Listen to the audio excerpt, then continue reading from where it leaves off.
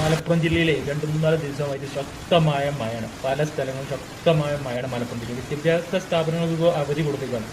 അപ്പോൾ അങ്ങനത്തെ സമയത്ത് നമുക്ക് ഓരോ കാഴ്ചകൾ കാണാനുണ്ട്. കാരണം ഈ കാഴ്ചകൾ എപ്പോഴും അവിടെ ഉണ്ടാകുന്ന ഒരവസ്ഥ, അല്ലെങ്കിൽ 2-3 ദിവസമൊക്കെ അടുപ്പിച്ച് മഴ പെയ്യുമ്പോൾ നമ്മൾ ചുറ്റുഭാഗത്തുള്ള ഓരോ കാഴ്ചകളുണ്ട്. ആ കാഴ്ചകൾ നമുക്ക് എന്താണ് ഇപ്പോൾ അവിടുത്തെ അവസ്ഥ എന്നൊന്ന് പോയി നോക്കാം. കാരണം ഞാൻ ഇപ്പോഴത്തെ പോയിട്ടില്ല. ഈ മഴക്കാലത്ത് ആദ്യമായിട്ട് പോയി നോക്കുകയാണ്. ആ കാഴ്ച എങ്ങനെയുണ്ട് നോക്കാം. ഇഷ്ടപ്പെട്ട ലൈക്ക് ചെയ്യണം, ചാനൽ സബ്സ്ക്രൈബ് ചെയ്യും. ഇവിടെ വേണം കേട്ടോ.